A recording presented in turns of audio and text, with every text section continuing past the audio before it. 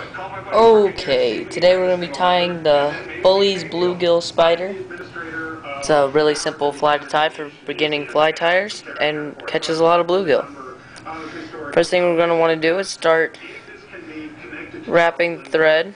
Oh, maybe I should start by saying we're using 3/0 yellow waxed thread on a size 10 hook.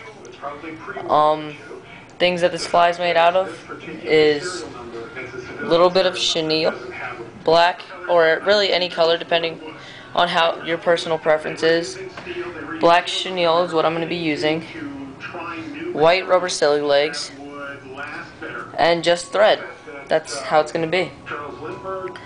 Alright, so first thing you're going to want to do is to start by wrapping about a fourth away from the head of the eye of the hook. Gonna want to wrap it all the way back just to prepare a base by which you're gonna put the chenille on. Just tie it back to the point of the hook. Then you're gonna cut the excess. Next thing you're gonna want to do is get a piece of chenille. Just go ahead and cut off a piece. It doesn't have to be an exact measurement. You'll just cut off the excess. Hopefully, you can reuse the excess on another fly if it's large enough.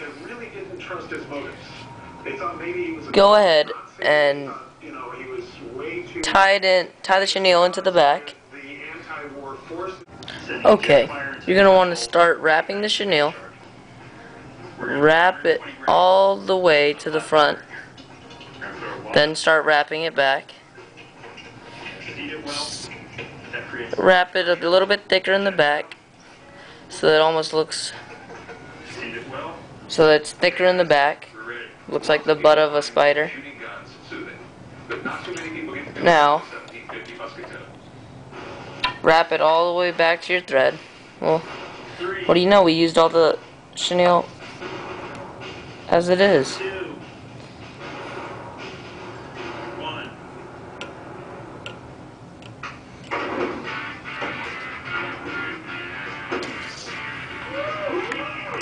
Alright, tie the chenille in.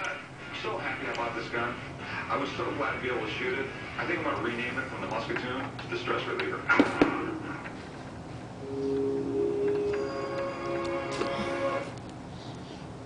Alright. Now, bring your thread up to the front of the hook.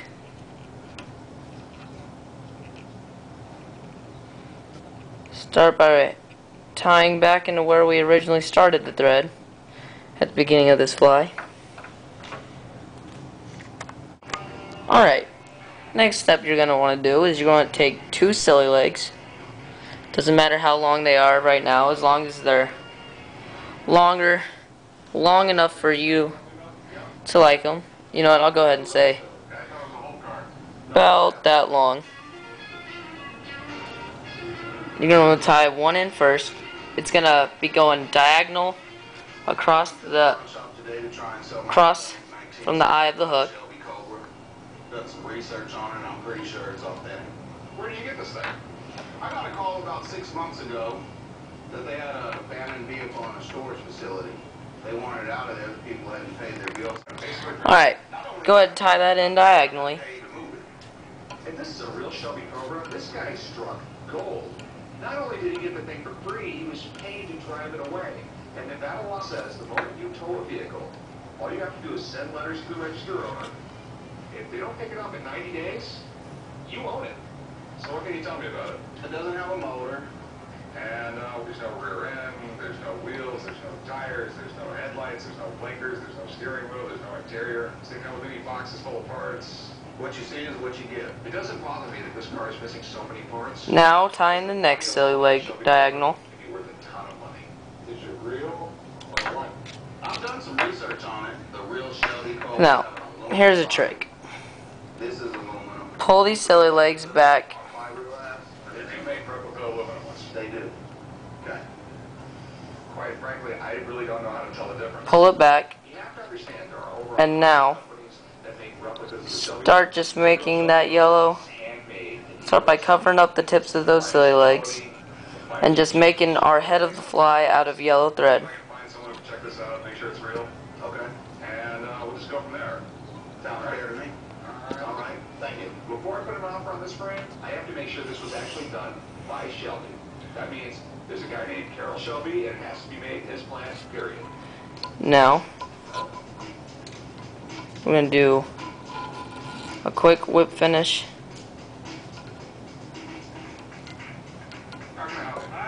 I got a timepiece. Okay. It's probably, I think, one of the first clocks I made. I'm serious. It's been in my family forever. How long has it been in your family? Well, Alright, probably over 150 years. Okay. And That's cool, because the clock's on 150 years. cut the thread. I have no idea what you guys are doing. No. Now, pull the silly legs forward. My grandfather was a big-time clock enthusiast. It's just something that I don't think I can do anything with, but I'm not going to tell my grandfather, hey, listen, I don't want it. And I thought And maybe I can make some money on it. This is, snip your silly legs. It's probably 1940s. Okay. It's probably came off a World War II ship. What this was used for was, way back in the day, before there was GPS, Now. there was only one way to tell where you were at in the world. There you go. Look at the sun or the That's stars, your fly. your latitude, east-west. Right. And you want to figure out where you are parallel longitude. So, You needed one of these. that's about it. And the way this fly is going to sink, it's going to sink like this. It said to noon and AM. And so that's going to cause these to vibrate in the water. It's going to attract some bluegill. The second I figure, okay, that's the highest point. If you want, before you put on your chenille, you can wrap lead wire Every 15 degrees, in the butt of the fly, so if there's 6 and that'll cause it to sink better backwards. east or west. That's the fly pattern. I hope you enjoy it. Alright, bye.